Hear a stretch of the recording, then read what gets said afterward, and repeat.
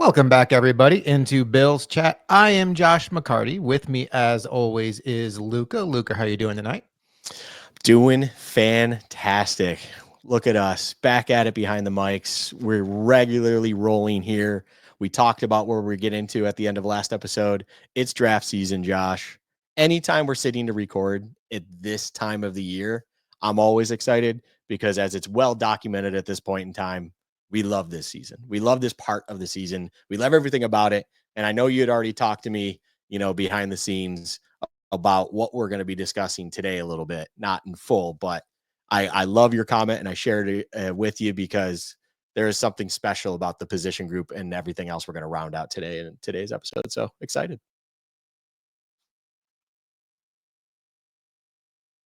I'm excited too. Today, we're going to take a deep dive into this defensive back class, the corners and the safeties, and what I think is going to be a pretty prominent need for these Buffalo Bills. But Luka, before we get this show off the ground, we have some news to update everybody on. We are back for our third annual NFL Draft live stream, which we love doing. We'll be live for the entire first round on Thursday night for the draft. So come hang out with us. We'll react to every pick. We obviously watch the draft through a Bills lens. So if you want to go back a couple years when the receivers were falling, like Jordan Addison and Zay Flowers, and we were getting excited, and then they all came off the board. Jackson Smith and Jigba all came off the board in 3 picks in a row. We were crushed. Or we also had a little bit of a viral moment last year, Luka, when the Bills traded out of their spot with a team. What was it again? The Chiefs, the Chefs? I can't remember. We weren't happy about that, you specifically. And but we enjoy it. We love watching it through a Bills lens. We'd love if you come hang out with us. But Luka, we're not just going to be there for the draft. We have a special giveaway that you would like to tell the folks about. Absolutely. Yeah. I hinted at it when I officially announced on our Twitter X account about doing the live show that there was another announcement. If you haven't seen already through that, first and foremost, make sure you're following us on Twitter for all these updates. But we sent out a tweet where we will be doing a giveaway this year. We got the all green light on everything we needed to make sure we shared this with everyone. And essentially what we will be doing during our draft live show is giving away a total of 3 items, 2 of which will be the this year 2025 Bills night draft night caps, I guess would be the way to say it. And then our grand prize, or just our other prize for one lucky winner, will actually be an autographed mini helmet of Keon Coleman. So very excited to do that. How you can enter for this giveaway is tweeted out on our X account. Just go check that out. You just got to do a couple simple little steps to enter for this giveaway. Like I said, we will then announce the winners live during our draft night live show spectacular on that first Thursday of the draft. And really excited to do this and things like that. Kind of just give back. We did the Madden giveaway. I believe it was now 2 years ago. And it was fun and enjoyable doing that we like to, at least show appreciation to anyone that tunes in, follows along, however you do it, whether it's you're just mad about Twitter, hopefully you're stopping by on YouTube. This one we included, subscribe to our channel on YouTube, make sure you're following us on Twitter, comment on the tweet below just with a screenshot that you're subscribed on YouTube. I'll put it in a little formula. We'll probably do a fun little wheel spin live during the show when, maybe the draft's stalling out a little bit and or it's picks where we're less concerned. I don't know. We'll figure out the logistics of it all on that night. But overall, excited for this giveaway. Once again, 2 2025 Bills draft night hats and then 1 Keon Coleman autographed mini Bills helmet. So excited for that. Please be sure to check out our Twitter on that one. And again, on draft night, hopefully you are one of the names we will be reading off, which then we'll reach out, of course, afterwards to see how we need to get that to you. But appreciate you all, and we're going to have fun that night while we do that. And this is not just open to new subscribers. If you've been with us on YouTube for a while, just send a quick screenshot of your button that says subscribed and you are in there. So good luck to all of you entering into that. Luka, when I was a kid, and you probably can relate to this too, it would always make me nervous when my mom would come in the room and say, well, do you want the good news or the bad news? Luka, when it comes to the defensive back class and the Buffalo Bills, do you want the good news or the bad news? I'm always a bad news first person. Perfect. Me too. Okay, perfect. All right. Bad news. All right. The bad news, folks. Our Buffalo Bills, in my opinion, are in the worst shape since Sean McDermott has taken over this team at defensive back that they have ever been at this time of year. The one caveat would be in 2017, we didn't know how good Jordan Poyer was going to be. He was just kind of a flyer free agent, and they hadn't drafted Tre'Davious White yet. So maybe you want to say it was worse in 2017. But right now, even with Christian Benford locked up long term, opposite him is Jamarcus Ingram or Dane Jackson. You have Taron Johnson, who is, for lack of a better phrase, maybe on borrowed time at this point. I think we saw some regression last year. I don't know how much longer you can count on him playing at an all-pro level. If you still think he is, I would say he's not. And then at safety, you have Taylor Rapp, who I think is a baseline starter, but certainly replaceable. And then you have what? Cole Bishop going into year 2, who I think the Bills obviously are high on. Or if he can't beat out DeMar Hamlin, you have DeMar Hamlin. Luka, would you agree with me that this is as rough as the Bills' secondary shape has been, given, there's still quite a few months before the season starts? And I would say that was well on display in the AFC Championship game. The latter, absolutely. But even the original question you're asking, I also agree with. I mean, you laid it out perfectly. And ultimately, it's when you just look at the actual bones that is the secondary, you have your all pro corner, but then I don't think you can genuinely make a legitimate argument on why whoever you're slotting in the other 3 starting roles, excluding Taron Johnson in this particular argument, those other 3 that you're comfortable with, absolutely blindly comfortable with in that position. You can bring up Taylor Rapp, you can bring up DeMar Hamlin. They started all last season for the most part, beyond some injury, whatever it might be. But it's what makes you overly comfortable with them at either of the safety positions. I don't quite I'm not with you on that. And then corner 2, your second boundary corner position, I think that goes without saying. It's not a great spot. And in years past, it really felt like you were never quite at that negative, because even in 2017, you have Micah Hyde was an unknown at the time, although was a nice free agent signing. You felt okay with the signing and bringing in, and it's an experienced player coming in as well. You mentioned Jordan Poyer. He was a bit of a flyer signing, but at least you could hang your hat on his experience. Let's just put him aside for now. And you had Tre'Davious White.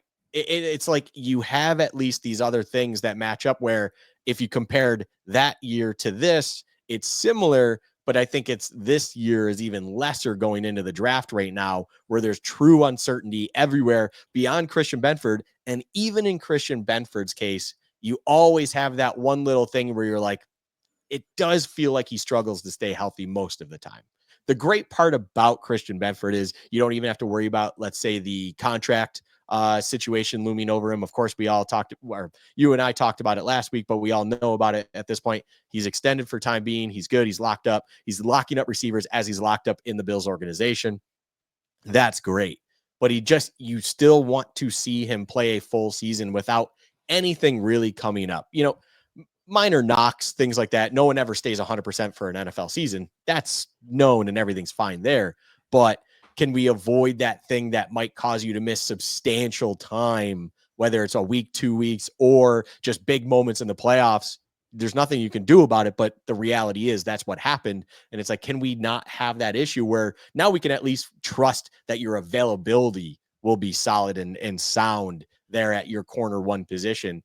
In Christian Benford's sake, there's a lot of variables that are unknown and make you feel uncertain with things right now in the secondary that, yeah, I'm with you on this point. I think since McDermott has started in Buffalo, this is definitely what I would call, going into the draft, especially, the worst secondary situationally that he's ever had. That, if there's a time to have a McDermott who is quote unquote known as a secondary guru, corner guru, this is a time where he's going to have to really show his worth and really make something happen, both with guys already in the house right now, but also the ones that they are potentially going to bring in through this draft that we're going to talk about tonight.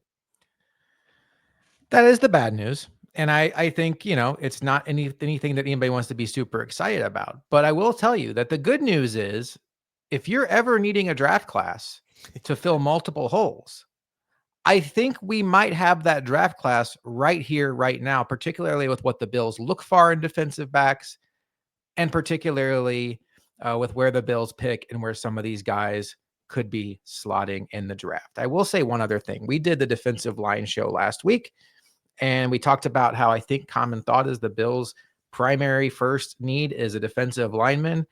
I don't agree with that. I don't think Luka agrees with that. I think the Bills would view secondary as a primary need. And when you look at what they did in free agency, bringing in Joey Bosa, bringing in Larry Ogunjobi, bringing in Michael Hoyt, and then when you talk about what they did at defensive back, you're talking about veteran minimum deal for Dane Jackson. And then, the safety they got from Washington, Derek Forrest, he's an interesting flyer, but also veteran minimum deal. They've done nothing to replace Rasul Douglas. They've done nothing to replenish the age concerns of Taron Johnson. They've done nothing to really make you feel better about the safety situation. So this is certainly, in my opinion, something that needs to be addressed early and maybe potentially often on draft night. All right, Luka. The last time the Bills took a cornerback in the first round of an NFL draft, they got Kaiir Elam, who did not work out. And he was actually traded this offseason for a 5th round pick to the Dallas Cowboys. But they also got in the 6th round a cornerback out of Villanova named Christian Benford, who is maybe the only member of the Bills secondary right now that we feel great about, depending on what you think about Taron Johnson. And he just got a nice extension. I think when you look back on that draft, there's some lessons to be learned. I mean, you've played sports growing up. I think this saying that I'm about to say applies not just to sports, it applies to relationships, it applies to your job. You either win or you learn. A loss doesn't have to be a loss if you learn from the experience. Contrary to what Bills Twitter will tell you, the Bills aren't competing for Super Bowls every year because Brandon Beane is a horrendous drafter. He's pretty good at this. But he misses, all the teams miss, and Kaiir Elam was a miss. He's very fortunate that the guy he took in the 6th round turned out to be everything he could have possibly wanted in Kaiir Elam and more.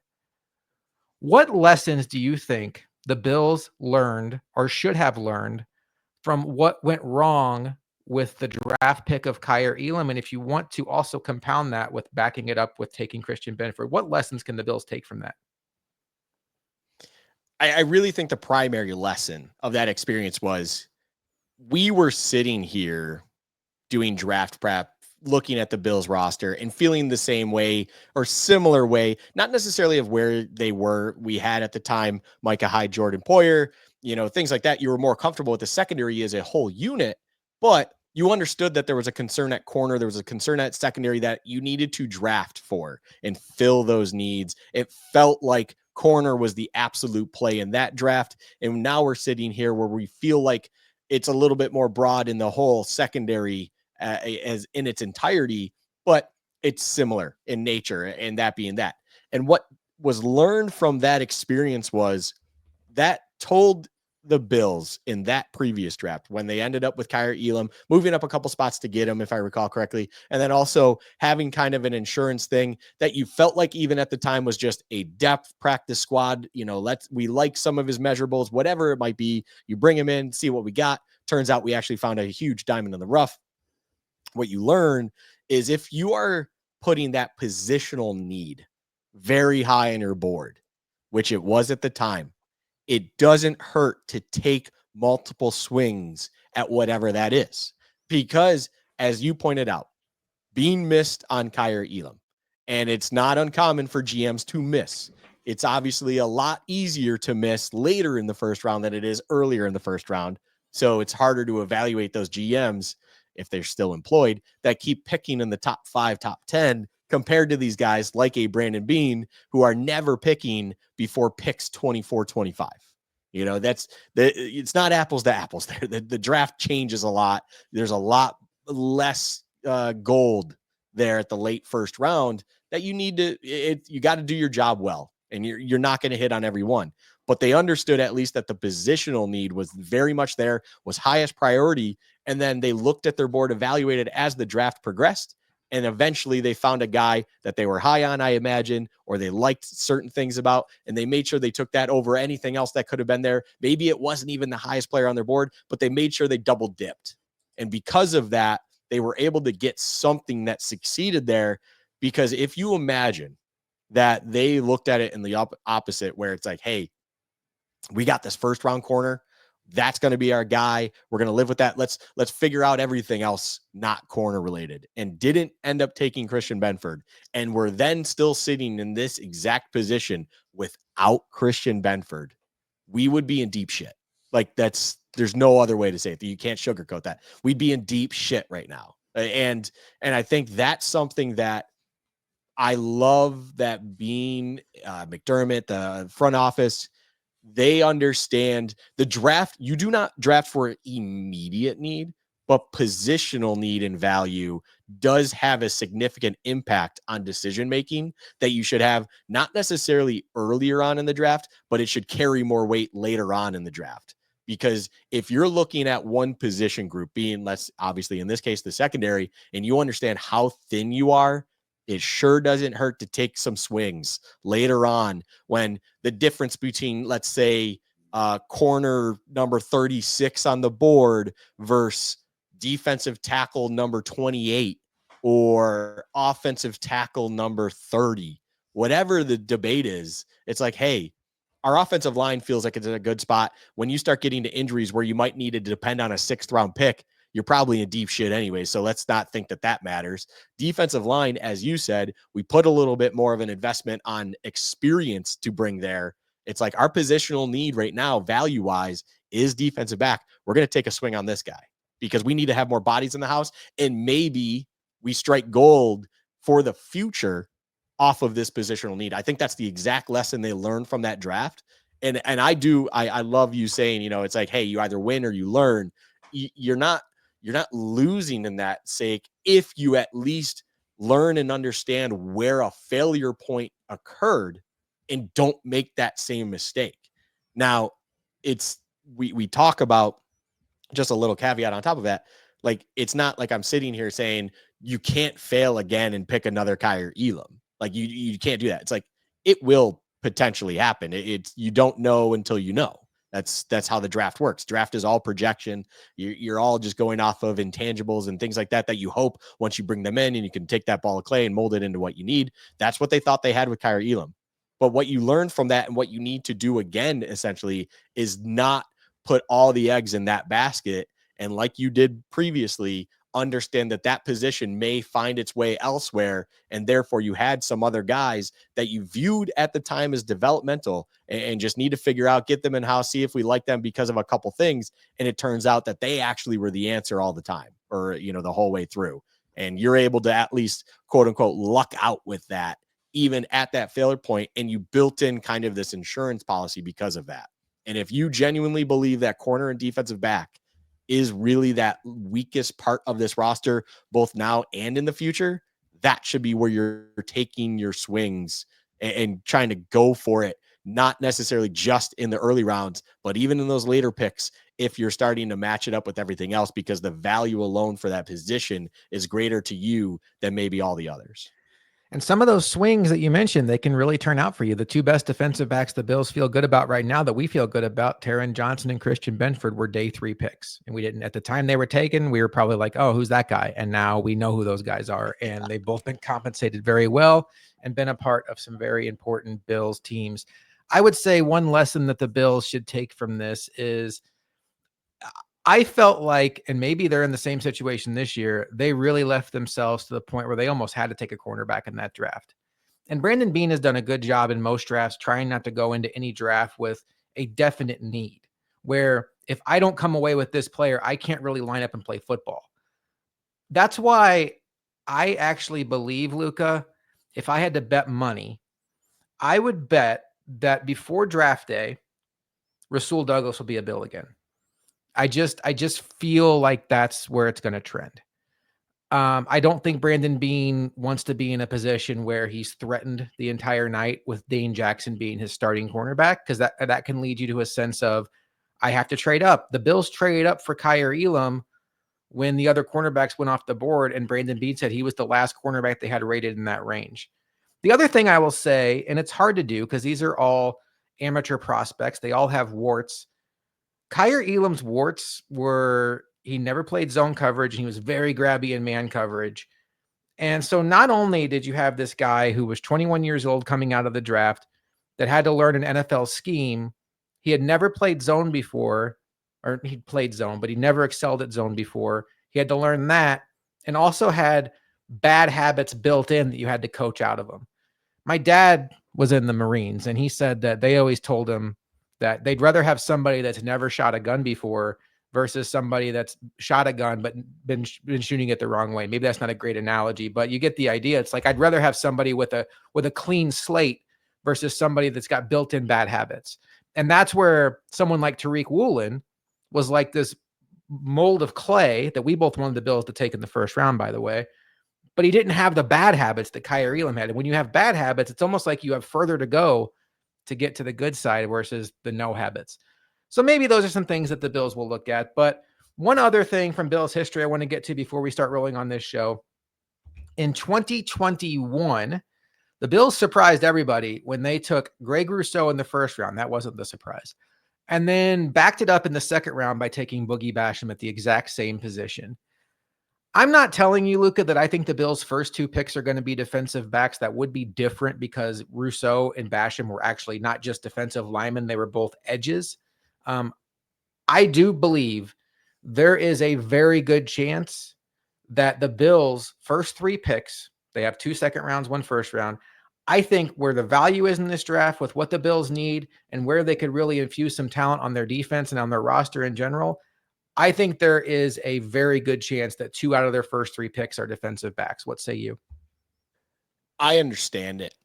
I understand that completely. And I think it's funny. We're also now pulling from that draft to kind of see trends and what they're capable of doing or what they are willing to do. And I can see a Bean-led front office evaluating this draft pool, and kind of it goes against what we talked about with the defensive line. Defensive line was very deep. It felt like you could find legitimate guys deep in the draft that you could also be very comfortable with coming in and making some sort of impact for you. You don't necessarily have to get the cream of the crop at the top. This one with DBs, I think there's a lot of great DBs, but there's tiers to them. And I think with the Bills in their situation, I think the key to all of that too, and me agreeing with that being something that could actually be possible for the Bills, they're sitting on 2 second rounders. And I think that's huge because to me, in my opinion, what that would give Bean the freedom decision wise is, okay, as you mentioned, they did defensive end or edge when they had that draft. And it was surprising because that's really all they had asset wise to do so. And that's not common to go back-to-back edge with your top 2 picks.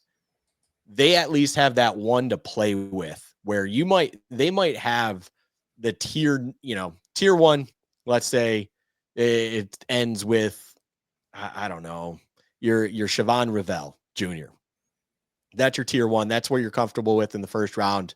Let's say that's their tier 1. They end up getting one of those guys in that top echelon that they like at pick 30 or moved up to say 28 to get them or whatever the situation is. Now you're going into day 2 and you have your 2 second rounders and you can sit there. And if the board's falling in the way you like it, that first one, you could get whatever other position you want and eventually land and let the person that you're comfortable with fall into your lap a few picks later with that second round pick, whether you had to move up a couple spots to then get it. I want to say they're separated by less than 10 picks, if I recall correctly. Mm-hmm. Because the Vikings won way more than we thought they would. Damn it, Vikings. Vikings were in the wild card round. So it should be within, I think, 7 picks or whatever. So you can really play with that and understand, depending on how the board falls, maybe you do draft the secondary player, but understand you can draft with whatever other position group, whatever other player you're looking at in that second round later, and or do the reverse. If it's still heavy with that, your tier 2 guys are all still just floating around on day 2 as it's approaching you in that first, second round pick. You can let it sit and eventually fall on whoever you need in that second one. I think that gives them a lot more play, that it makes it very easy to palette doing a 2 defensive back in the first 2 rounds kind of scenario like you're laying out here. And I do believe that the talent that is in this draft, the way the tiers break down, kind of work out in their favor that way. Like you could still be sitting there, depending on how the board breaks down, where a Trey Amos out of Ole Miss is just sitting there waiting for the Bills, mid to late second round. And either they move up with that Viking second round pick a little bit to get into that back end of the mid second round, and or depending on how it's falling, it falls into their lap at that second round pick as well. Whatever it is, I think, and the separation is there as well from a Trey Amos to, say, a Darian Porter, where they're going to feel that need to do so because it kind of falls off a cliff, at least in my opinion, a little bit. There's like a Maxwell Harrison, there's some other guys there, but there is a tier that it kind of goes off of. Whereas the defensive line as a position group, in contrast, it doesn't feel like that tier is as much of a plateau, I guess is the way to define it, right? It's not a huge drop off at really any points. There are going to be some drop offs, but it progressively lessens and you still have valuable guys. Whereas in my opinion, these DBs do have distinct tiers that favor the Bills. I think there's a lot of guys that they like, and it might be enticing to them based on all the different variables in front of them to kind of go after one of them and then eventually a second one with the first 3 picks that they possess in those first 2 rounds. However it were to shake and bake kind of deal, we'll have to see. But I love the idea. I think it makes so much sense for this Bills team, and nothing would make me feel more confident at this point in time, honestly.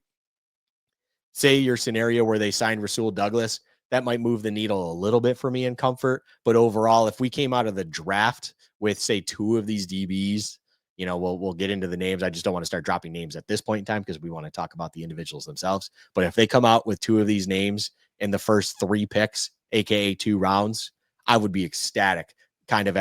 That's going to be where my eyes would be all preseason, because at least the potential feels like it could get significantly better a lot quicker than it feels like pre-draft because of those individuals. Luka, I could spend the next hour talking about the number 1 cornerback in this draft. I am obsessed with him. I have a crush on him. You have a crush on him. I have told you off the air. Maybe I told you this on the air. I can't remember. He is my favorite college football player I have watched since Charles Woodson. And people who know me know how much I love Charles Woodson. It is to the point where Travis Hunter, the cornerback / wide receiver out of Colorado, I don't care what team he goes to. He could become a New England Patriot. I will always root for that guy. Obviously not to do well against the Bills. That goes without saying. But it has been such a pleasure, Luka, to watch this kid. Jackson State, that's where he was beforehand. Yeah. Go from Jackson State. Now, he was a star at Jackson State. It's not like he, came out of nowhere at Colorado. But he followed Deion Sanders to Colorado. And it has just been such a pleasure to watch him dominate offensively, defensively. He is everything that is cool about sports. He is just, he's just an A-list player. He is so much fun to watch.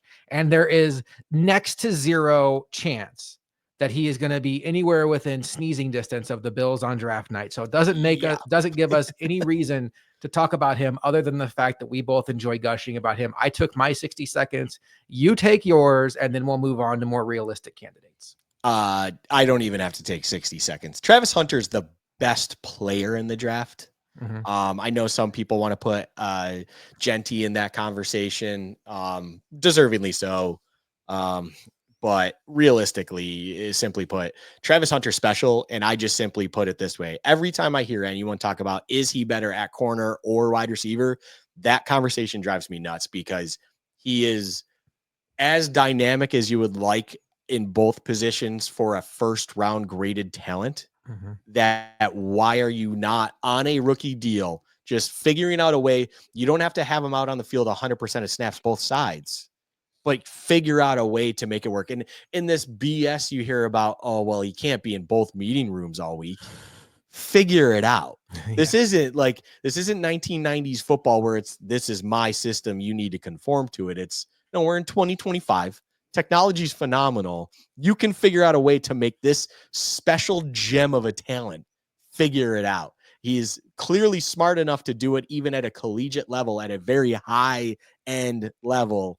That, okay, yes, I do believe that it's a significant step in the NFL, especially in meeting rooms. I can respect that. There's a lot more that goes into it, but you should be willing to rearrange your process and your ideas and how you handle those things to make something like that work. I don't buy into any of that BS. He is someone you absolutely, let's say for the first 2 seasons, at least the first season, but the first 2 seasons, see how it works, see what you can do with him on both sides.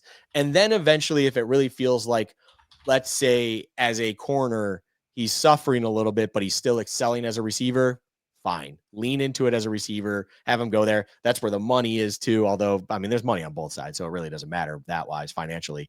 But then, and vice versa, do the same thing. If you're the New England Patriots, which it really feels like is eventually going to be his destination, at least at this moment in time, they could use a dynamic receiver like him. They could use a corner too, just like him, opposite of Gonzalez. That would be terrifying for someone like the Bills and stuff. Although, I mean, we got Josh Allen, so I don't care. But overall, it's just one of those things where don't limit a player of his caliber. Don't limit him just because, well, I don't know how it can work in the NFL. I don't know how I can figure it out. It is your job as a coach, member, a front office, everyone in the building. It's your job to get the best out of a player, especially when you're drafting as high as you will be with Travis Hunter. You should figure it the F out, because he is not worth, before you see anything, he's not worth condensing down and just making an assumption that he's only a receiver or he's only a corner. You should be doing everything in your power to see everything he's capable of. And then from there, as time progresses, if for whatever reason it's not working out on one side, then shift him over to the other. And if it is working, you might have the greatest NFL player of the modern history. That's the ceiling, because if you can find someone that can be, let's say, a top 12 wide receiver in the league, as well as a top 20 corner in the league, he doesn't have to be number one at either. If you have someone that fills both of those simultaneously under one contract, you have the best asset in NFL history for what feels like the modern era. And that is special in its own right. And for what it's worth, his mentor is the guy who at one point played offense, defense, and baseball at the same time. So Deion Sanders being your mentor is not the worst thing for someone like Travis Hunter. I'm obsessed with him. Cannot wait to see what he does in the pros. I would like to see him not go to the Patriots, but we shall see what happens on draft day. All right, Luka, let's start talking about the rest of this class, because I love this class.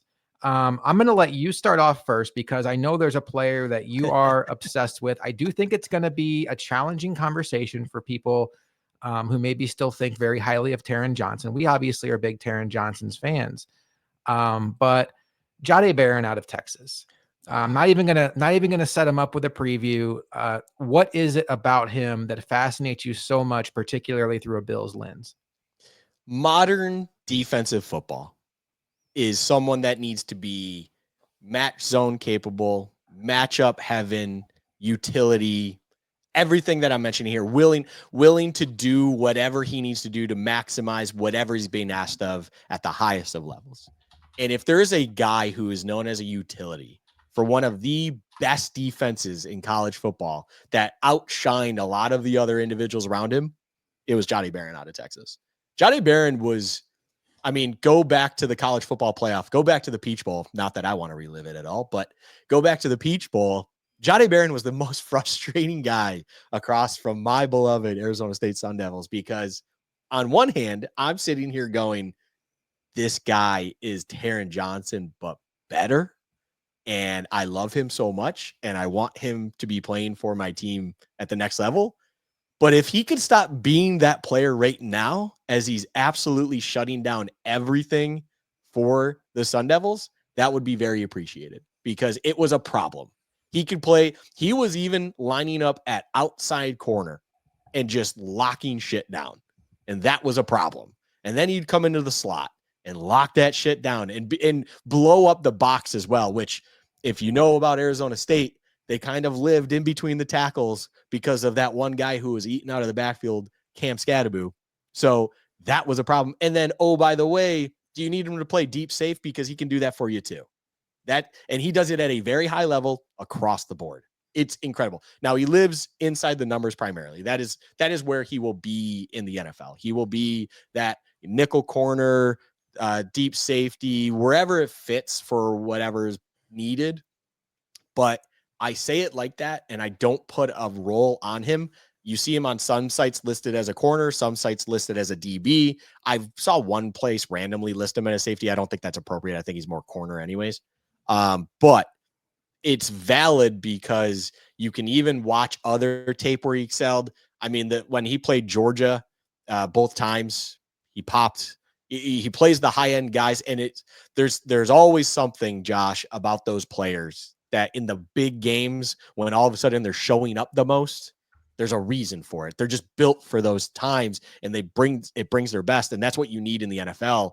And I just go back to one of my first things said. He is quite literally built for modern defensive football. He is built for it. He is match zone. He can do what you need. He can cover his guy, lock it down. You can ignore where he is at times because he is going to shut it off. And then he's smart enough to understand what's in front of him pre-snap, post-snap. And there's things out there. I love the one place that we like to pull up at least our general notes before we start falling in love with players. I love that they've even deciphered it where it's like he is so high level cerebral wise that he is willing to bait quarterbacks into exactly what he believes. And you watch the tape and you watch it happen. And then he is ferocious getting at the ball. He is electric. He's got that shutdown speed. He's got everything in his toolbox that with that, combined with his just smarts and IQ on a football level,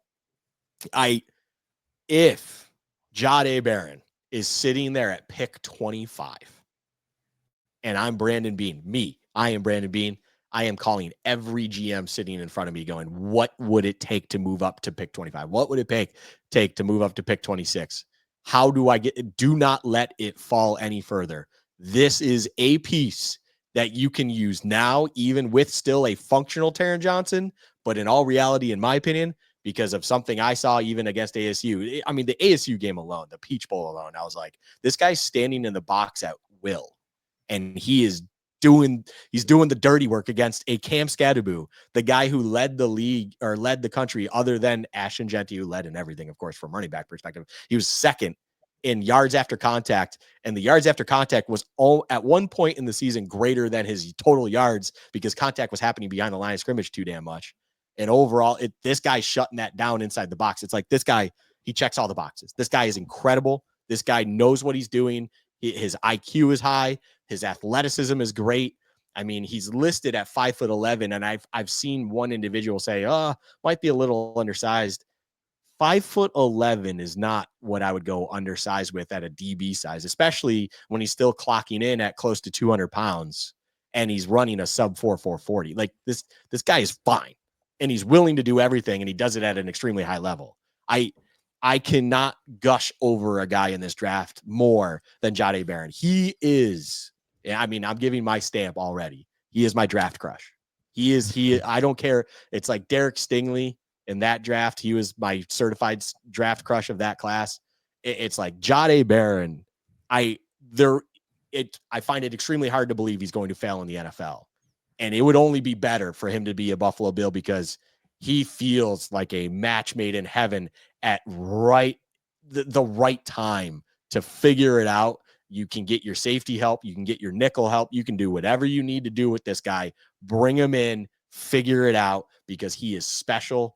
He is incredible, and I just cannot say it too much. I need Jahdae Barron to be a Buffalo Bill. He is, I mean, I'm leaking what probably is going to be my guy for the first round. Like, you make this happen if it's possible.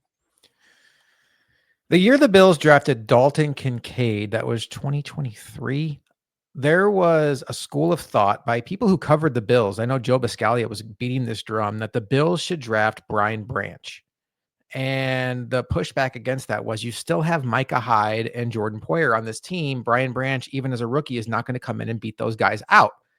And Joe Biscaglia, who we both respect the hell out of as far as his Bills knowledge goes, great. He can play nickel for you if he needs to. There's going to be injuries. Cool. And if not, you just stash him for a year. And guess what? When one of those guys moves on, you have the replacement in house. And that's why I'm bringing this up. I would love this pick. I would love everything about this pick. I question if the Bills will do this pick because I think that the Bills, when you're in a situation where you're in the AFC Championship game, you lose by one score, you feel like you're right there. Do you take in the first round a player who you may not see a path to immediate playing time for? My answer one would be yes, because as Luka always says, you're drafting for the future, not the immediate. And second, did you watch the AFC Championship game? Can you not find 4 guys in the secondary that Jahdae Barron will be better than trying to cover the Chiefs receivers at any position than the guys that were out there? So yes, take this kid. I love this kid. I love everything about his mentality towards football. I love the fact that you said he's an elite processor. And it's really important to also know Sean McDermott, and even going back to Leslie Frazier, they are from the school of the nickel defense. And the only way that works in the modern NFL is if you have a cornerback like a Taron Johnson, who is a nickel, who's not afraid to get in there and do the dirty work. Well, guess what?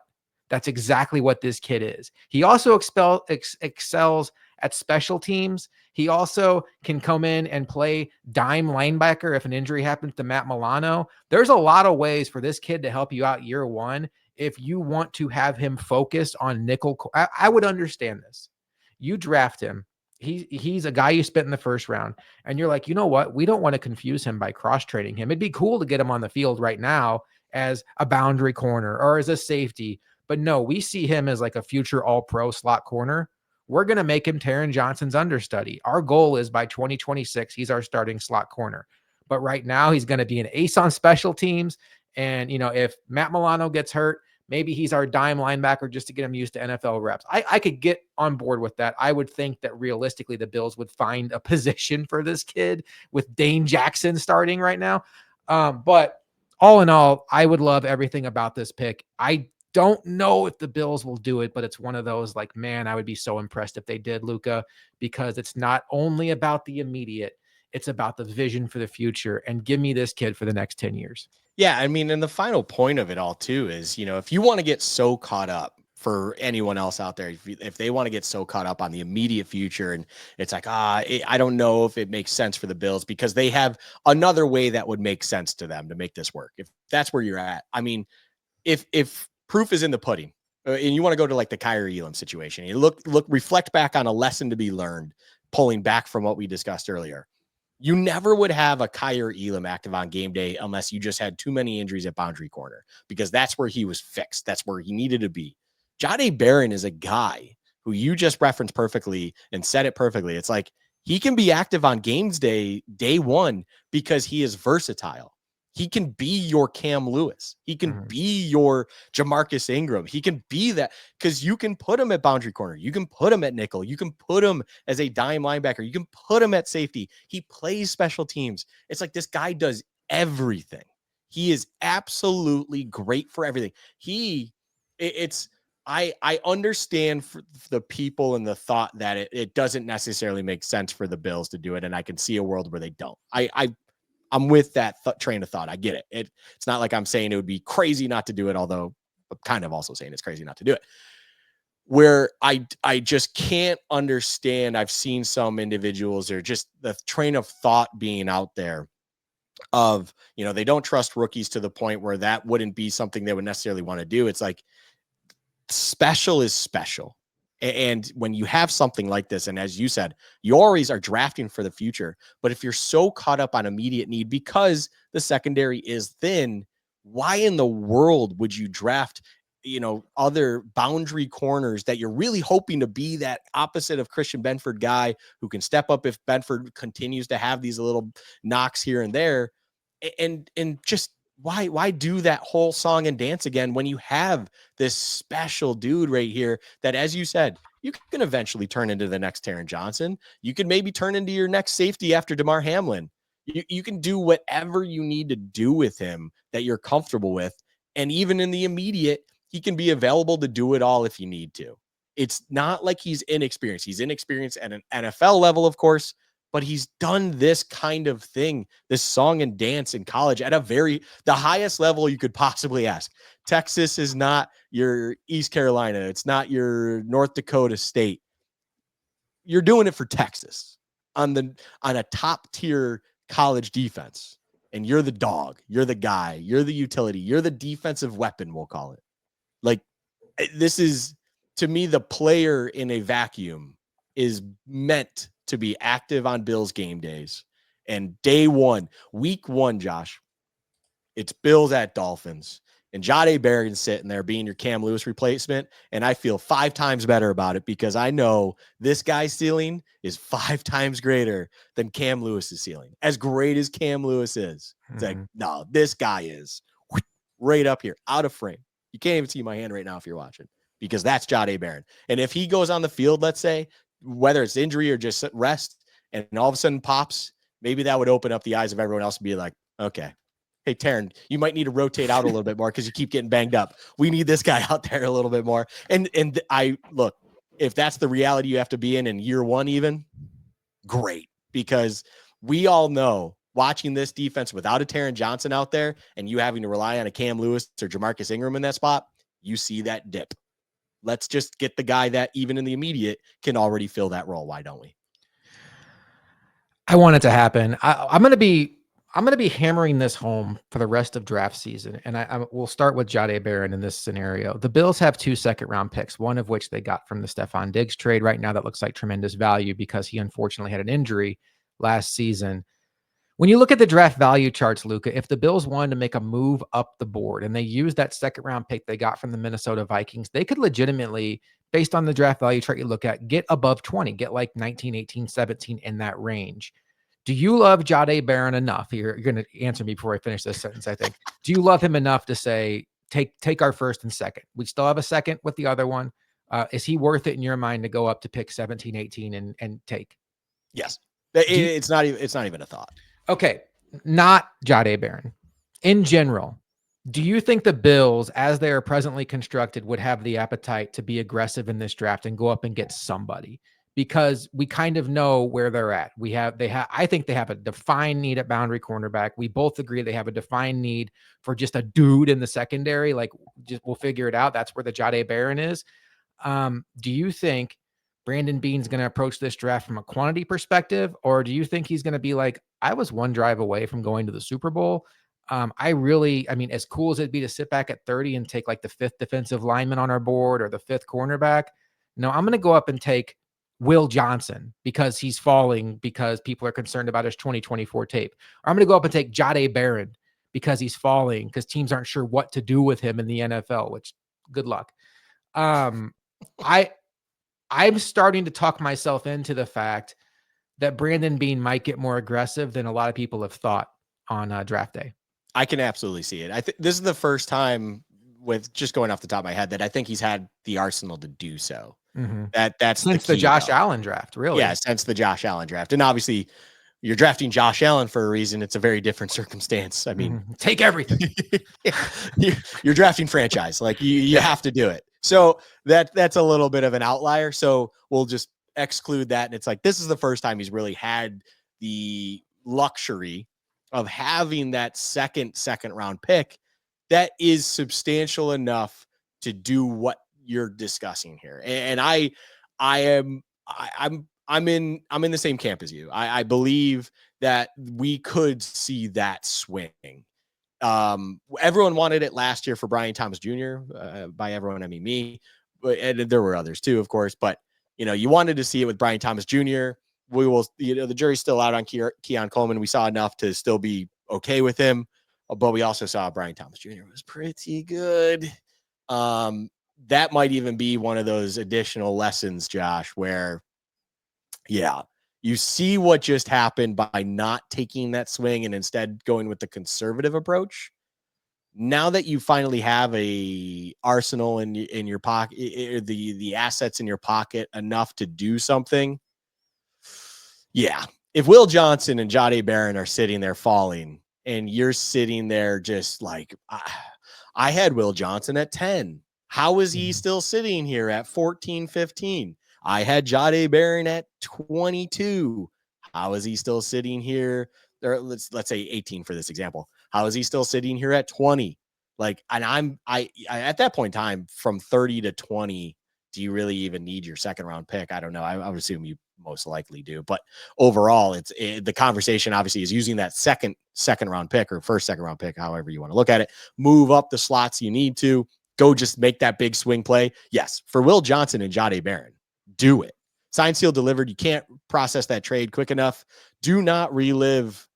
Again, jury's still out. I'm not sitting here saying Keon Coleman is crap, but you just watch Brian Thomas Jr. be phenomenal for a Jags team that still sucked. And like everything with that.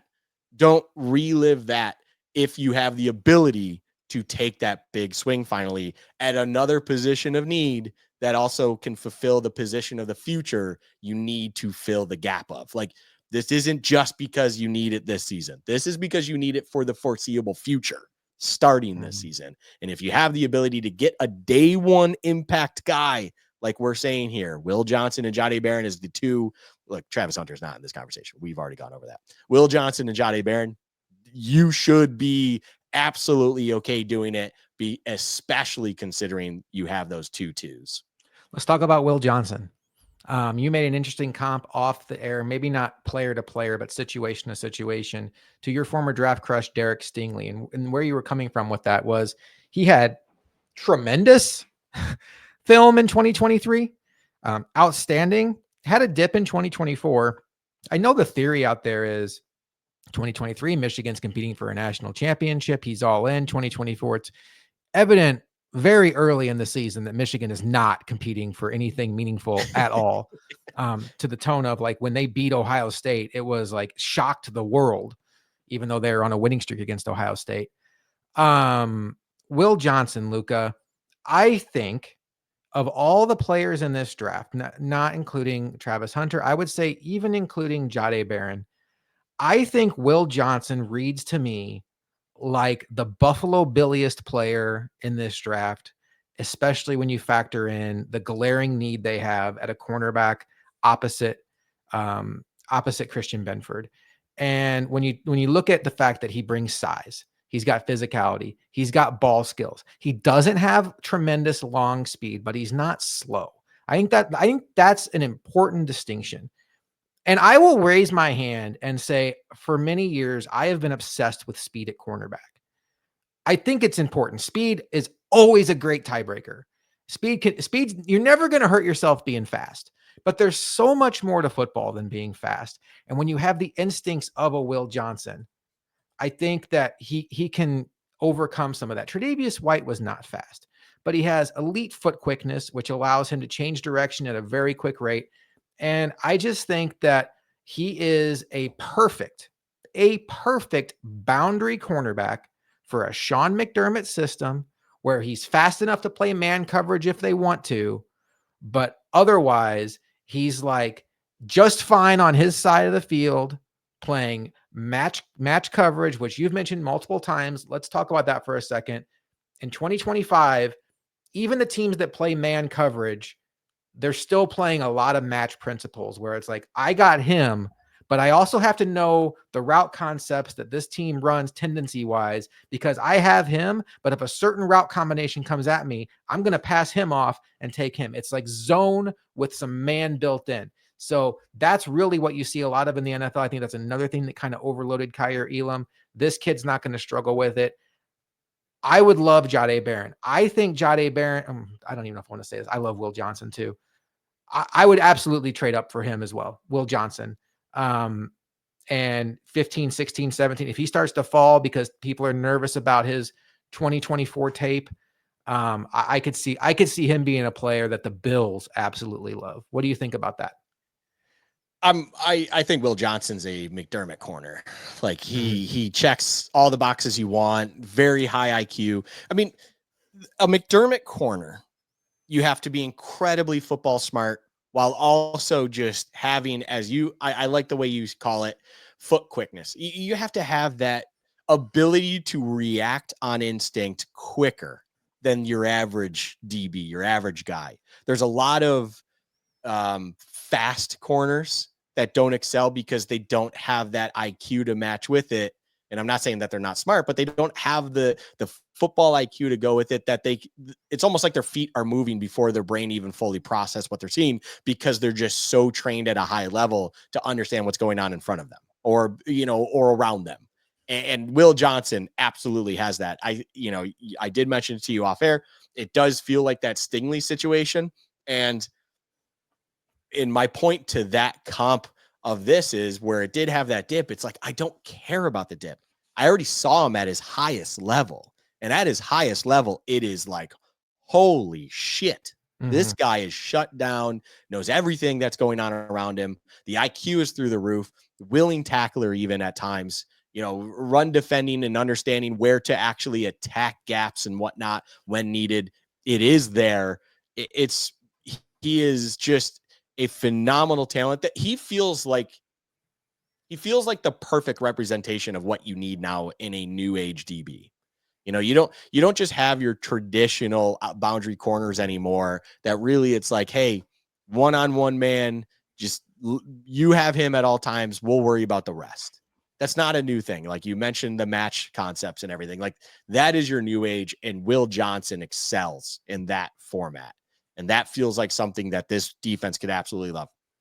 I will say, the one place that we love to go just for comps as well, or just to understand where they sit in the landscape of mocks and just analysis and all that kind of stuff, there's 3 names. So they have enough data now where they, based on the percentages, they have them in certain ratings and metrics, Josh. They then spit out the highest, closest player comps, which are, of course, all recent names, but that they have within their database. 2 of these names going into the draft, I love them so much. The third name is just one we're going to be scarred with forever, and it's hilarious. So JC Horn is his close percentage comp. Christian Gonzalez is there as another close comp. The third, Kaiir Elam.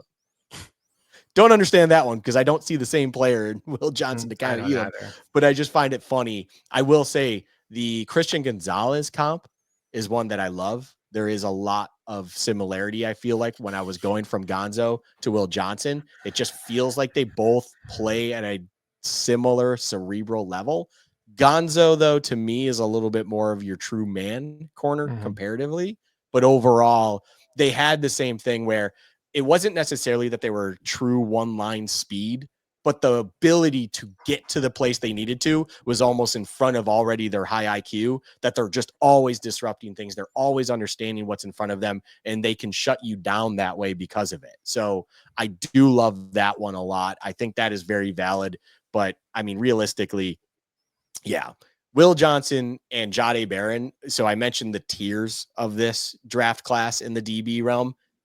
That is your first tier. Now, Travis Hunter's in there just because you can't have a tier 0, I guess, but I guess we could also at the same time. Who cares?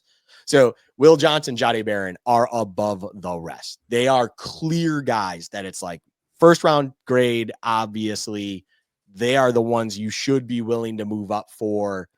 They are dogs. They are day one impact guys through and through. I just feel like they're other in the DB realm, other than Travis Hunter, they are your most foolproof. If you missed on these guys, I can't even be upset about it, because going into it, it's just like something else must have gone terribly wrong. It can't be based on what you projected. They are so good. And I would also be stunned if they failed somehow at the next level, especially in a Bills defensive room.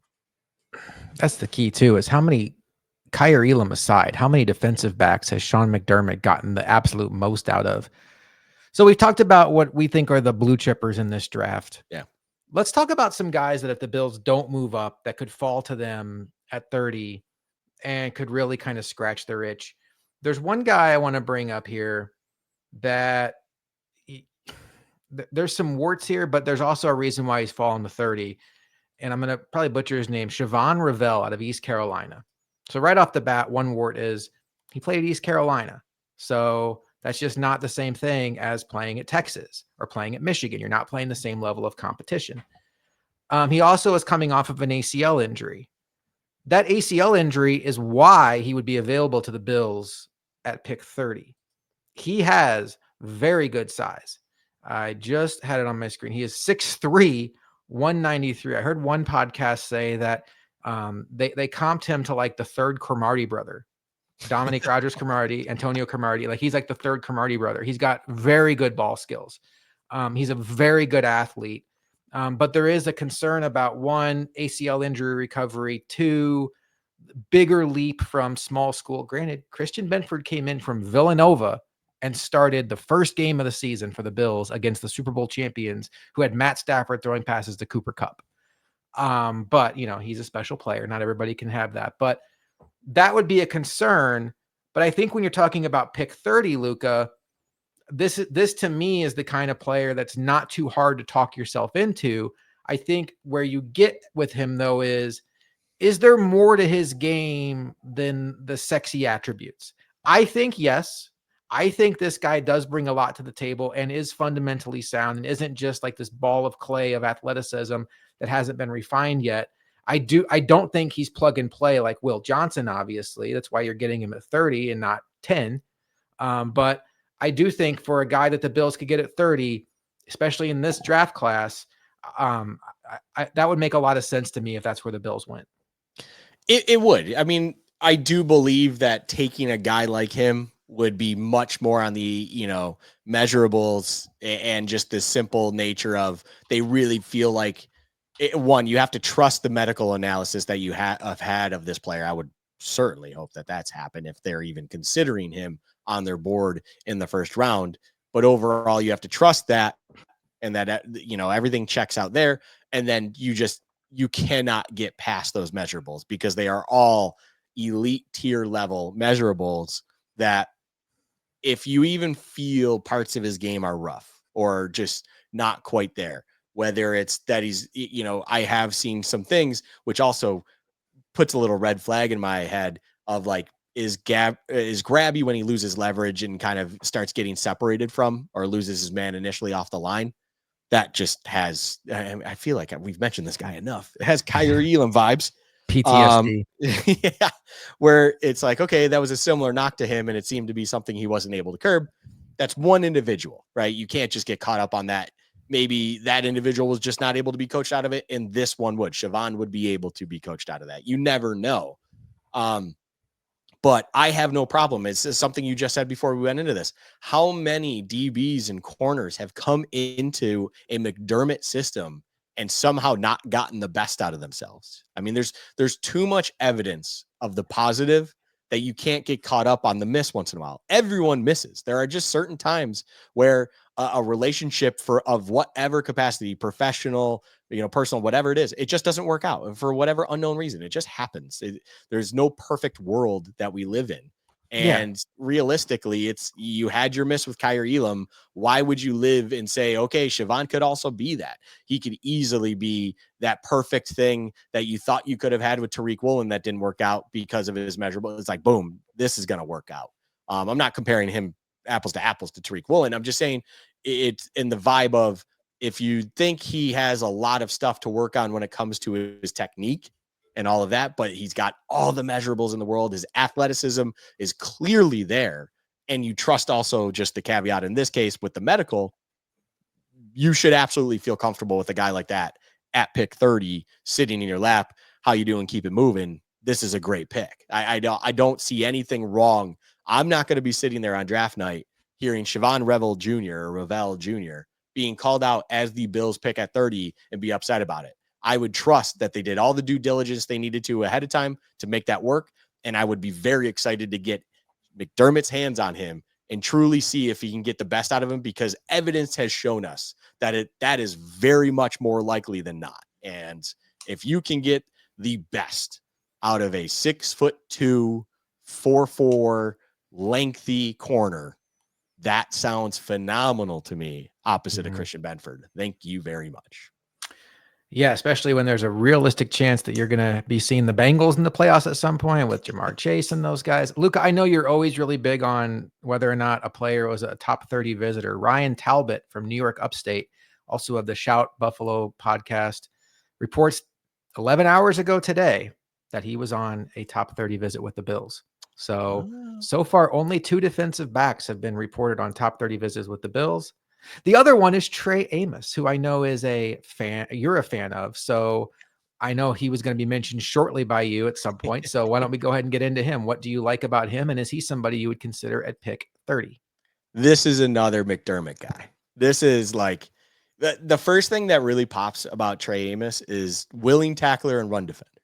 And it's funny because I always internally, I just make fun of the fact that they always like to highlight a corner's ability to defend the run and be a willing tackler. Like, it's the complete opposite of how I would approach it, just personally.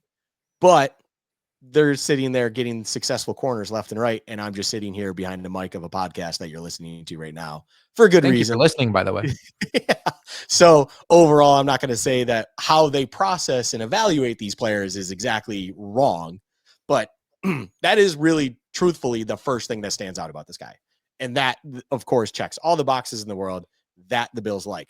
The other thing is his size and length. The length isn't quite there. That's the interesting part. I think his arms are a little bit shorter than it's not high percentile, but he's still tall. He's still got that speed overall that it's not like it's a problem, but it's less speed. It's more quickness. You know, you've mentioned it earlier. The quickness is absolutely there. And he actually is a very intelligent player. And it does also feel like it's not a perfect situation, but it feels like his boundary abilities are absolutely there. And you just need to get him up to speed. He's versatile enough that you just need to get him up to speed and what you need to do with him assignment wise and everything like that. That overall, like, you would hope you don't have a Kaiir situation where it's just he's not capable of learning it. It feels like that's more there. It's not like he's just strictly a press man guy, stuff like that. That is where he excels a little bit more than your zone. It does feel like the zone needs a little bit more work to it, but it does feel like you're going to be able to allow to trust him to line up on the opposition's X if you need to and get the most out of him. He's comfortable in that world. He's got a good frame overall for it. Like I said, the length might not be there like your top end guys, but overall, it does feel like he has great ball skills. You know, he understands how to play with the leverage to the boundary for him in his favor, which is a very powerful strength to have at the defensive back position, especially in a league that tries to restrict your ability to do a lot of things. And overall, I just like it almost feels like when you watch him, he plays it as if he has wide receiver instincts at times where he's trying to attack the ball greater than you are as at the actual wide receiver position. And that is special. Like, that's, if you have a DB that's willing to truly attack at that ferocity, I love that. I think that's a big dog mentality. And I am a big fan of that, especially on this defense. You need guys like that. Christian Benford is just like that. That's what stood out to me about him. He was always over top, was never a problem. And he's got that big dog mentality. He is trying to be the bigger receiver than the individual that's across from him. And that's huge. That can win you a lot of, pass breakups. That'll win you some interceptions. That'll make plays happen for you. And it feels like he has that ability to make that possible. There's a lot to like about him. It's no shock at all to me that he's a top 30 visit. I mean, that he felt like, again, the first things I noticed: tackler, run defender. Like, oh, okay, this guy's going to be coming into the building and we're going to see more out of him. Like, that's not a surprise. I would not be elated if he was the pick at 30. I think it would be one of those like golf clap. Like, I get it. They needed a corner. Value's good enough. To me, first of all, a lot of the comps you see for him are James Bradbury, who was in Carolina. Bean and McDermott were both there when that pick was made. Every time his name was ever brought up in trade conversations, the Bills were always tied to that. Apparently, McDermott was a big fan of Bradbury. Yes, he reads like a McDermott cornerback, but I just, at some point, it's not all about athleticism, but the lack of any like super special athleticism would concern me from a standpoint of like, why would I get super excited? But what I will say, let's say the draft goes by, and let's just say Luther Burden is a player that the Bills have like 15th on their board, and he's there at 30.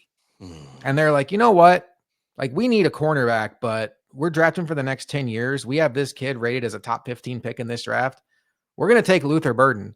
And then the Bills go back to their board, reset it on day 2, and Trey Amos is sitting there, and they have those 2 2s in their pocket, and they want to move up on day 2 to get maybe in the top 40 to get a cornerback. That's where I would like the pick. We didn't get a cornerback in round 1, but we addressed like best player available in a very big way in this scenario. And now we're going to back it up on day 2 by getting that cornerback that can at least come in and probably compete with Dane Jackson, if not come in and beat out Dane Jackson, even in his rookie year. That would be where I'd be most comfortable with him. Luka, before we move on to safety, is there any day 3-ish prospects you like that, you talked about how they backed it up with Christian Benford in that draft? Is there anybody that you have your eye on specifically that potentially has the same name as a famous basketball player or anything like that? I mean, there is Kobe Bryant. Yeah. Another Kobe Bryant will be coming to the league out of Kansas this time, not Cincinnati. I do like Kobe, although I'm very curious I really love Kobe Bryant, RIP, but I do like this Kobe Bryant. I think he's probably going to be maybe back on day 2, so I'm not going to drop him here. Everything like that with him. If we're let's keep the rule strictly. Let's call it the Christian Benford pick. There's the Tom Brady pick. Let's call it the Christian Benford pick. Who do I feel like could be a Christian Benford pick? There's a guy out of Iowa. I mentioned him to you off air. Jamari Harris. He's going to be the back end of round 3. That is where he's going to live. There's reasons for it, of course. First and foremost, his clocked 40 time, which I don't know where this came from. It is high 4.5.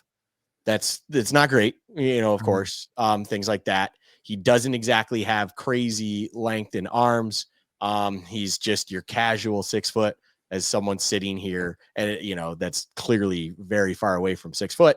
And he's 24 years old when season starts. There's a lot of things going against him in that capacity. Isn't it weird that I'm a 42-year-old guy and I hear somebody's 24 and I'm like, God, he's old. That is weird. You shouldn't think like that. But at the same time, we're talking to the context of the NFL. That is old. That's true. The NFL is not asking for me to come in for a tryout anytime soon. Sorry, go ahead. No, definitely not. What I will say is this. When you watch this individual, when you watch Jamari Harris, I mentioned with another earlier on, big dog mentality and wanting to be the aggressor, be the attacker, being smart and understand and process what you have.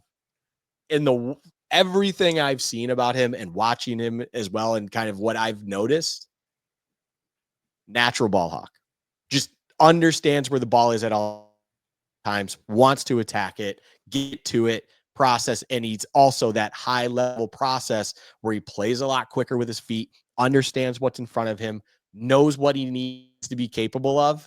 And these are all things that, looking back at it, look at rookie Christian Benford. It's like same thing. Christian Benford had more of the physical size attributes to go with him than a Jamari Harris.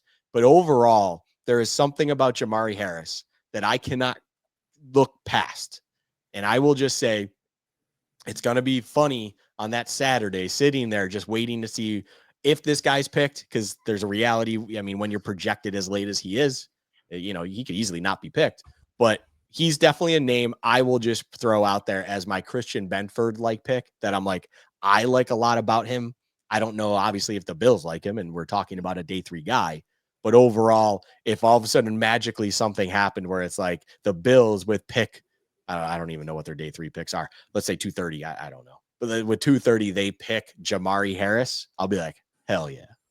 Hell yeah, did we just get a guy that I'm going to be very excited to track?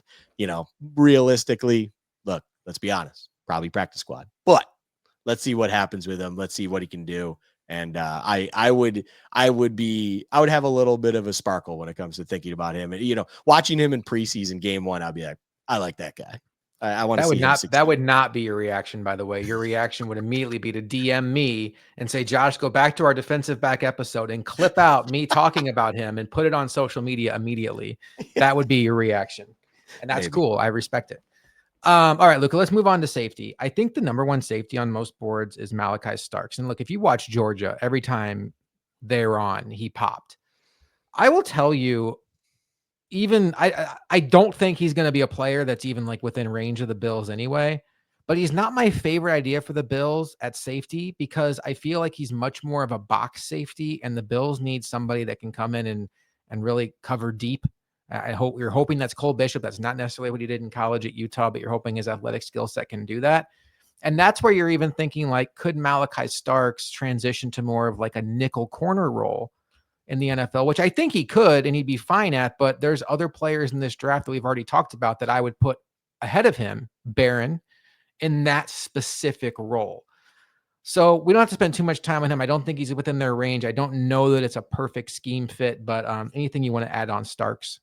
No, I think overall Starks is probably the best when it comes to experience, high level competition, and just I think you say it right. I think he's not necessarily that deep safety where that's more, of course, what the Bills are looking for. He does feel a little bit hybridish, Mm-hmm. where you would probably see him playing a lot of nickel safety zone slot, like just living in that space where he's being utilized all over the place. And as you said, me personally, if you're trying to look for something like that and you're debating between Malachi Starks and Jahdae Barron, I'm leaning Jahdae Barron Yeah. personally, but overall, he's still going to be a great player, I would imagine. There are just things that I think Jahdae Barron's going to excel more in the NFL level than he would, and if he's not the true safety you need that you'd be drafting off of that, and he's not as good as a corner as a Jahdae Barron. So why half acid, I guess is the way to put it when it comes to if we're comparing those two. That's a very high level comparison, right? Mm-hmm. It feels like I'm doing him disservice. I expect Malachi Stark should probably be coming off in the top half of the draft. That's realistically what I expect. So I'm not saying that he's chopped liver here, but overall, I don't see the fit when it comes to the Bills nearly as much as other guys that are going to be available. Do you have a favorite safety in this class? And does that favorite safety, if it's not Starks or maybe other than Starks, if he's your number one for the Bills, and is it somebody that would be there at the range of 30, or is it somebody the Bills need to trade up for? Definitely my favorite safety idea for the Bills. It's funny. So if we're looking at it from a lens of first round only, I'm just going to start there. I think there's only one guy, and even then, I think you're drafting him just because he's a freak. Like, let me just start with that. I don't even know if necessarily he's truly just that deep, safe safety, but at the same time, he's so freakily athletic and gifted that just get McDermott's hands on him, and I'm sure he'll figure it out. Like that's how I feel. And this is out of South Carolina, a Manwari, Yeah. Manwari. Manwari. There seems like there should be another vowel between the N and the W, but there's not. Manwari. Manwari. Yeah, that I think you said it right. Manwari. So he is just a freak. Like he is first round freak, stuff like that. And I'm starting with that quick. I'm imagining you probably won't. He feels like your kind of guy. No? Wow, no. I'm shocked. Here's the analogy. I did not think you were going to go with him. I thought you were going to go. I thought you were going to tell me about your Notre Dame guy. I was going to say, but I'll go into the other guy after this. Let me tell you my analogy on him. We've all been at Walmart before, right? You're buying groceries, buying whatever, and you just happen to mosey on past the electronics, and you're like, 75-inch TV for $300. Like, I don't need a TV, but how could I pass up a 75-inch TV for $300? That's what he is to me. You look at the height, weight, speed, and you're like, what? Is this real? And then you start doing research on the TV and you're like, well, I've never really heard of that brand. Oh, okay. The hertz and the refresh rate on this TV aren't necessarily up to speed. This isn't going to perform as well. I know you're a TV guy, Luka. You're kind of a TV snob in that regard. Like you don't mind spending more for quality. Yeah. I think that's what you risk here with this pick. I absolutely see the traits. The traits are undeniable. He might have some of the best traits in the entire draft. 6'3", 227. But the problem is the criticism of him is he plays much smaller. He does. If a safety is 6'3", 227, you want him Ronnie Lott people when he hits them. You want people to be afraid to go over the middle. And he just kind of like introduces himself to the play. He doesn't, so, I think there's a lot. If the Bills took him at 30, I could talk myself into it, but it is a projection. Yeah. And as I am like, and I know why you think I love him, I'm like Mr. Height, Weight, Speed guy when Yeah. it comes to the Yeah. draft. This one to me has that buyer beware label written all over it, where it's kind of like, don't fall in love with the upside, because the reality is what you see right now is probably somebody that can't even start for the Bills right away. And that's tough. So that's my thoughts on him. No, that's fair. And I was going to kind of go into that. And the Okay. reason I said that, though, is it's singularly in the lens of first round. And you're drafting, we know the Bills traditionally, and this is where I think they're going to be very strict with. You put out the tweet every year. We talk about it every year. There's certain levels of criteria that the Bills look at for a first round grade guy. And in his case, he technically checks off everything other than the top 30 visit, which could easily happen, right? There's still plenty of time for that to occur. And if he checks that box, he officially checks everything. He'll be 21 years old. He's freakily athletic, top 30 visit, like we're discussing, so on and so forth. The guy that you thought I was going to discuss, and one that me personally, I would be comfortable with the back end of the first round, but realistically, I believe the Bills would look at him as a day 2 guy. And overall, I could easily see him just being a second round pick anyways, is Xavier Watts out of Notre Dame. I love Xavier Watts. I love everything about his game. I think he is incredibly smart. He's not the greatest athlete out there, but he's one of the most impactful players out there on defense. Xavier Watts is single-handedly one of the reasons the Fighting Irish made it all the way to the Natty. From a defensive perspective, he was an absolute dog out there. He's everything you want out of a McDermott-style safety, in my opinion. It does feel like he's a top-down kind of safety, but he can still also play well in the box and do everything you need him to if called upon.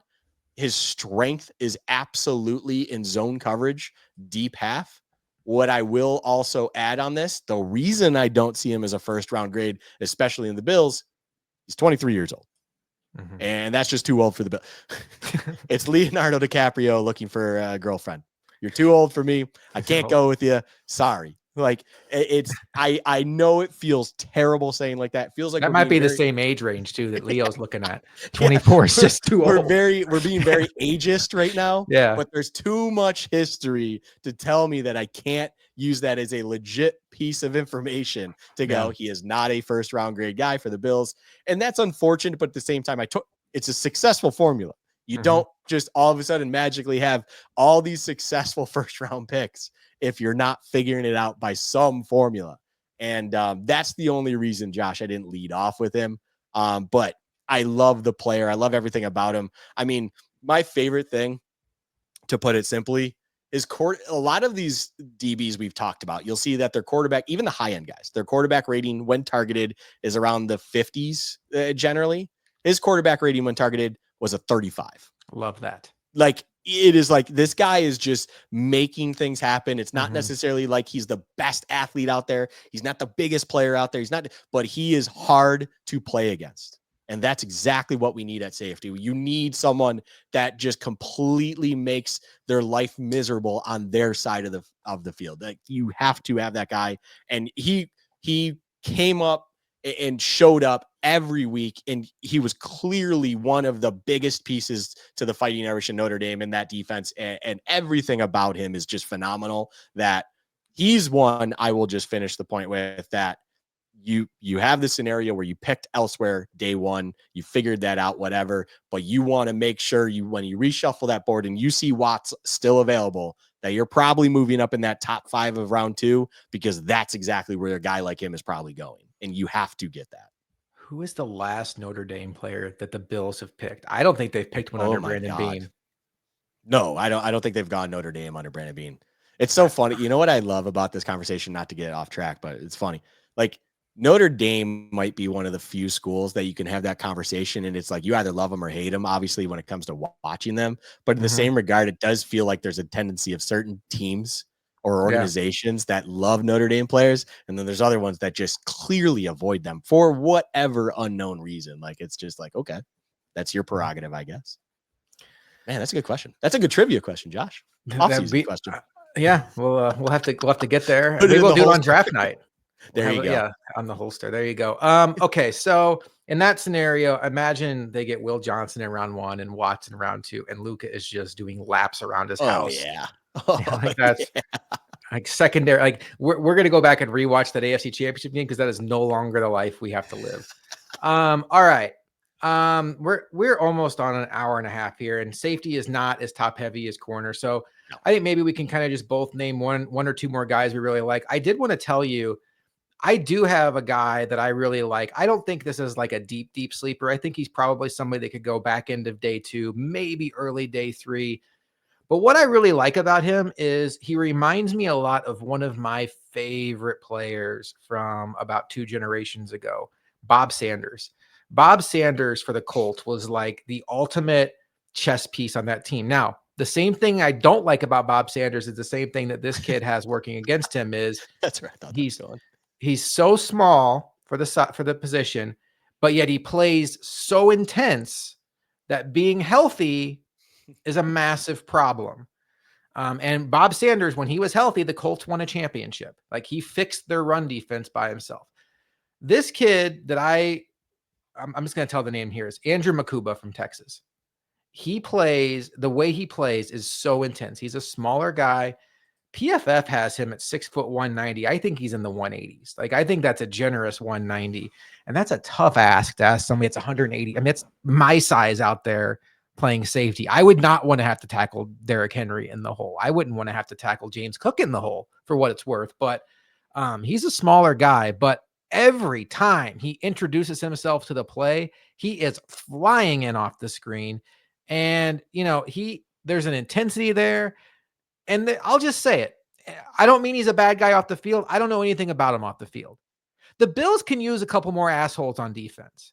And the way he plays like an asshole. And I don't mean like he's doing dirty stuff after the play, but he's letting you know every single play that he's taking it personal that you think you're going to beat him. Right now, I think the Bills have one of those players on defense, and it's Terrell Bernard. Terrell Bernard plays with an intensity that I think should be infectious for the rest of this team. Greg Rousseau, you see it in splashes. Ed Oliver, you see it in splashes. It's why so many Bills fans loved and adored Jerry Hughes. Every single play, you thought Jerry Hughes could potentially get in a fight with somebody on the other team. And on some level in sports, you need that guy on your team.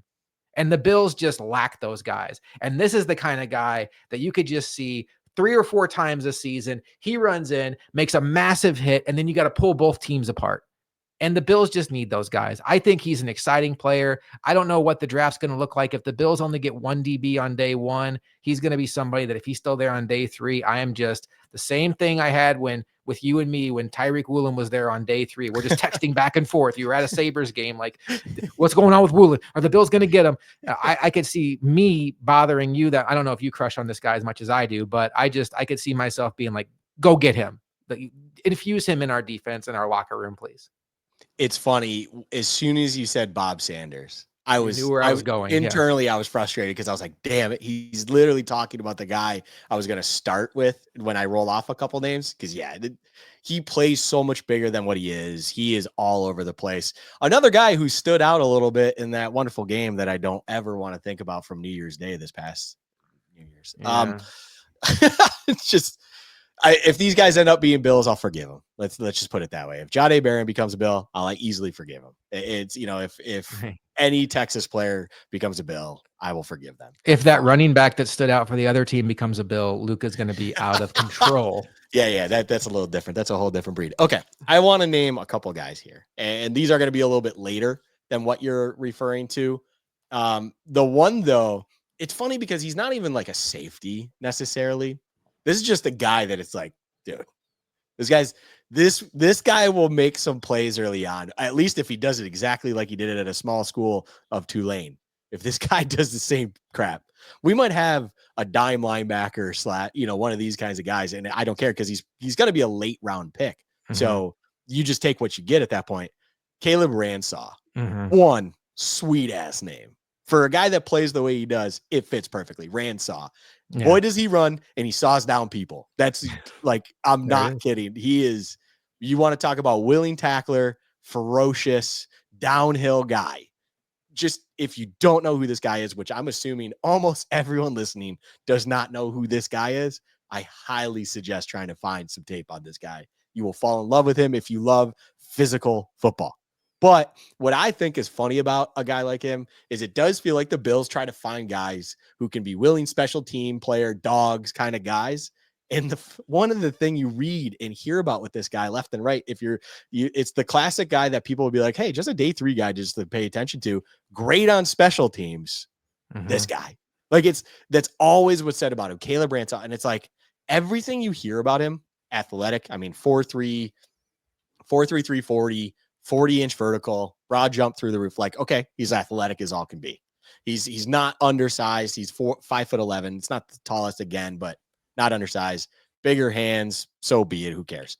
The key is hell of a willing tackler, downhill, just dog. And it's like if you drafted a great special team around, day 3, rounds 5, 6, 7, whatever it is that turns out to be this guy, awesome. If he can even become a valuable asset in packages and the defense, even better. And this guy feels like he might have that capability that if you need kind of that dime linebacker coverage that can also be a safety-like player for you, this is your guy.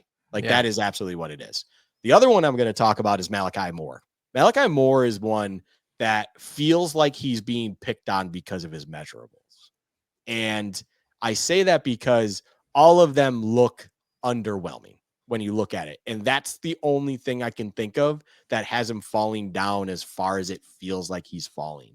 Right now on the one database we look at, he averages in the 180s when it comes to pick on the board. Malachi Moore is an individual, though, when you watch him, you go, okay, this guy's probably, a second round, third round pick.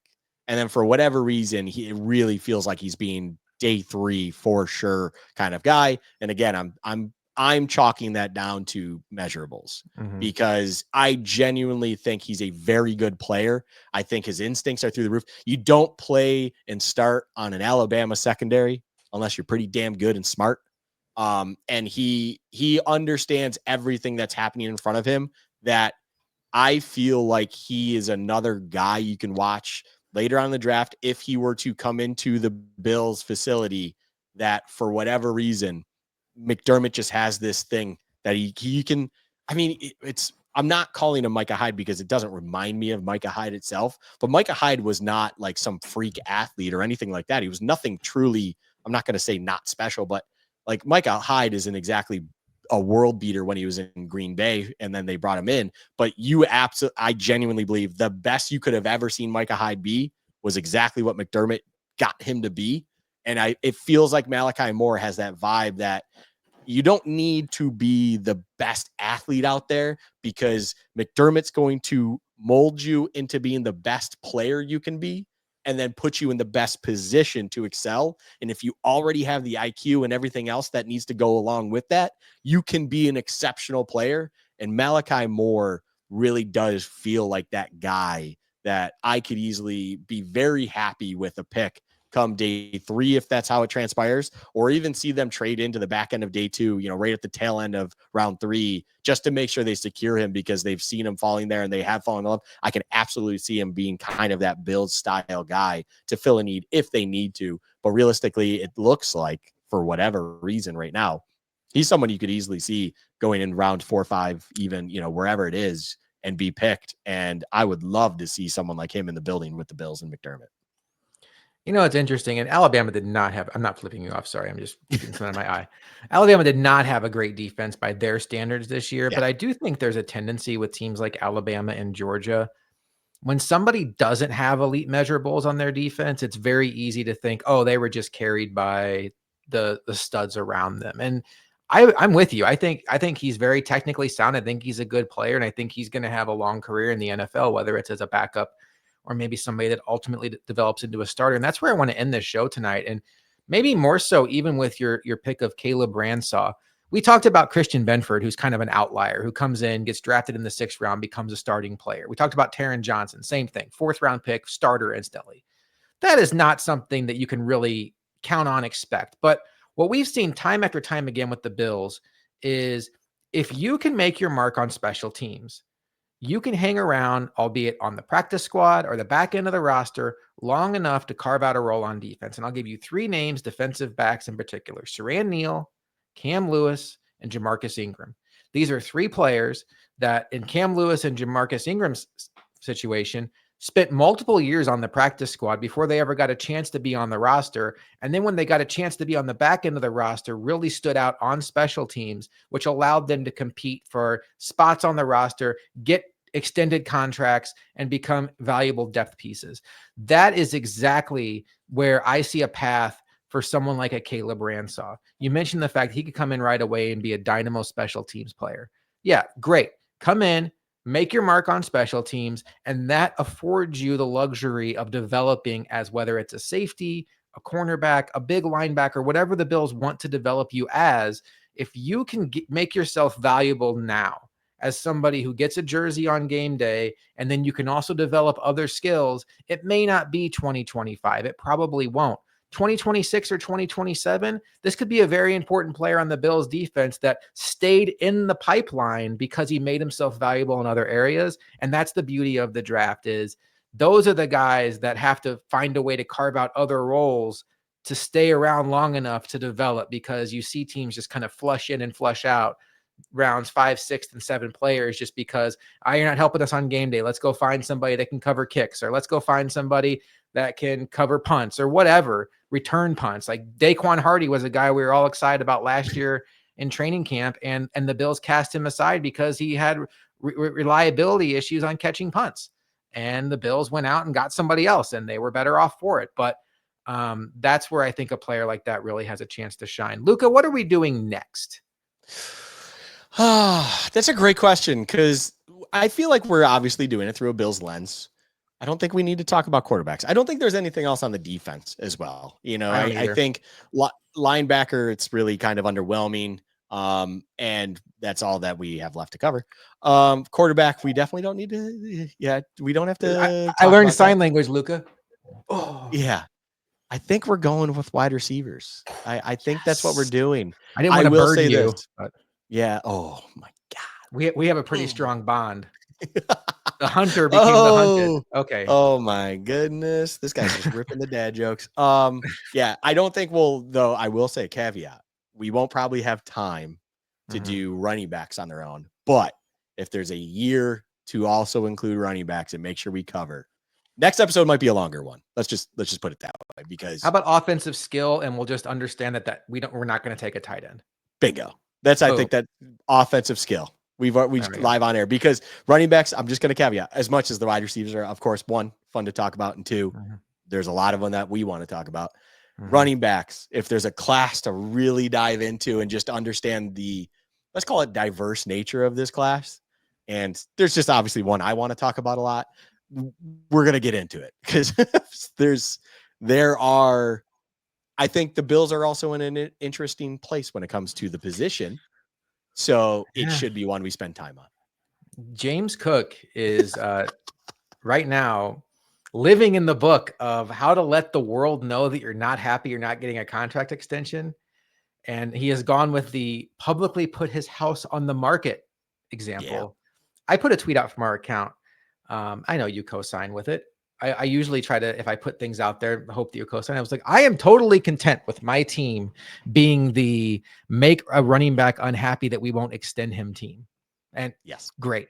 I love James Cook. I love the player he's become, but I am totally applaud Brandon Beane for drawing a line in the sand, saying, here's how much we're willing to pay you. If you don't like it, great. You've earned the right to become a free agent a year from now, but we still have you for a year. I would not think the Bills would franchise tag a running back. That would be silly.